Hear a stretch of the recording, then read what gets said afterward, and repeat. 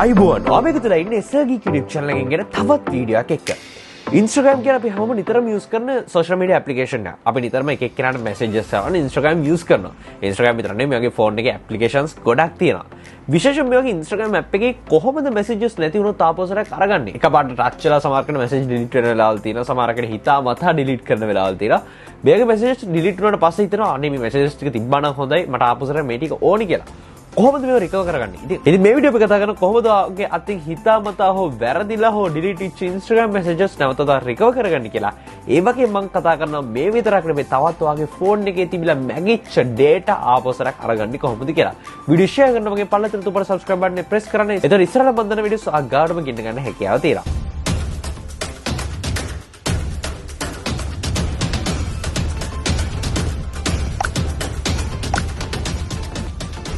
ඉතින් මුලින්ම අපි කතා කරමු Instagram එකේ මේ විදිහට නැතිවෙච්ච messages නැවතත් recover කරගන්න කියලා. ප්‍රධාන විදි තුනක් තියෙනවා. මේ තුනම ගැන මම කතා කරනවා. ඉතින් පළවෙනිම ක්‍රමය තමයි අපිට Instagram එක ඇතුලේ built-in option එකක් තියෙනවා මේ වගේ recover කරගන්න. Instagram app එකේ වඩ පුළුවන් settings menu එකෙන් settings වලට යන්න.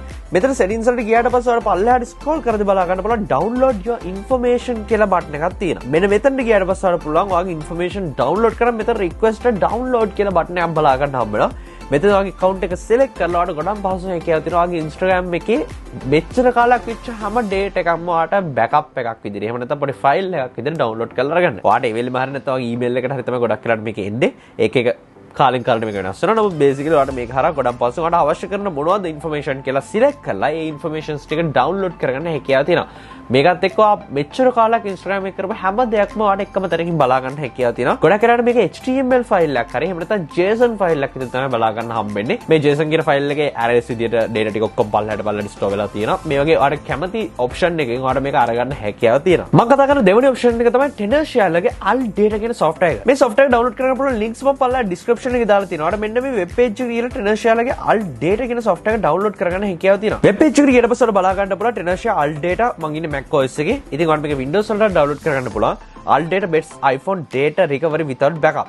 Recover data directly from iOS devices, iCloud, iTunes මේ ඕන එකකින් ඔයාලට recover කරගන්න හැකියාව තියෙනවා. ඒ වගේ 35කට වඩා වැඩි data types. ඒ කියන්නේ photos, messages, third party application වල data මේ වගේ දේවල් වලට recover කරගන්න හැකියාව තියෙනවා. ඒ වගේම WhatsApp, Line, Viber, WeChat, Kik මේ වගේ data වලට backup සහ restore කරගන්න හැකියාව තියෙනවා. ඒ වගේම මේ වෙද්දී තියෙන අලුත්ම iOS 17 වගේම iPhone 15 එකත් එක්කත් මේක compatible වෙනවා.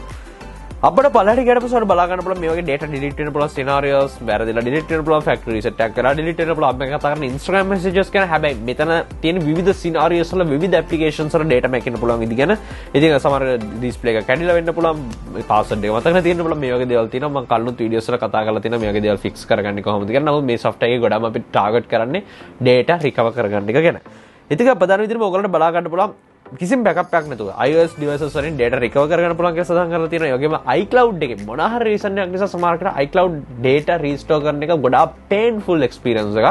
මේ software එක හරහා ඒක smoothly කරගන්න හැකියාව ලැබෙනවා. ඒ විතරක් නෙමේ data iTunes backup වලින් restore කරගන්නත් මේ software එක උදව් කරනවා.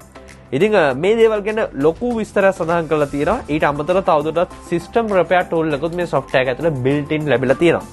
ඉතින් මේක ගොඩක් දේවල් තියෙනවා. ඉතින් වැඩි කතාවක් කරනකොට අපි මේක download කරගමු. මේක download කරගත්තට පස්සේ ඔයාලට software එක මෙන්න මේ විදිහට තමයි බලා ගන්න හම්බෙන්නේ. මේ software එකේ ඔයාලට පේන ඇති මුලින්ම option එකක් තියෙනවා recover data from iOS devices කියලා. මෙතන ඔයාලට කරන්න තියෙන්නේ මේ option එකට ගිහලා ඔයාගේ iPhone එක wire එකක් කරා වගේ laptop එකට එහෙම නැත්නම් ඔයාගේ තියෙන computer එකට connect කරන්න තියෙන්නේ. මේ විදිහට connect කරගත්ත එකම ඔයාලට බලා ගන්න පුළුවන් මේ වෙද්දි මට recover කරගන්න පුළුවන් data options ගොඩක්. photos, voicemail, voice memos, photos, notes, Safari, bookmarks වෙන්න පුළුවන් messages, attachments, blah blah ගොඩක් තියෙනවා contacts, ඒ වගේම WhatsApp attachment, WeChat, ඒ වගේ Viber, Kik, Line මේ වගේ විවිධ application ගොඩක data අපිට ගොඩක්ම පහසුවෙන් restore කරගන්න මේ software කරා හැකියාව තියෙනවා. ඉතින් මේ විදිහට ඔයාලට අවශ්‍ය කරන data එක select කරලා scan කියන එක උඩ press කරන්න තියෙන්නේ. මේ විදිහට scan කරන්න දුන්නාට පස්සේ ටික වෙලාවක් යද්දී ඔයාගේ phone එකේ තියෙන data මොන හරි එහෙම මැකිලා තියෙන දේවල් ටික ඔයාලට ලස්සනට මේ screen එකේ බලා ගන්න හම්බෙනවා. ඉතින් මෙන්න මේට අමතරව ඔයාලට පුළුවන් data backup එකක් තියෙනවා මේක හරහා recover කරගන්න. දැන්ටමත් ඔයා හදලා තියෙන backup එකක් තියෙනවා. නිකමට හරි ඉස්සෙල්ලා backup එකක් අරගෙන තියෙනවා මේක හරහා ගොඩක් පස්සේ මේ backup එක restore කරගන්න හැකියාව තියෙනවා.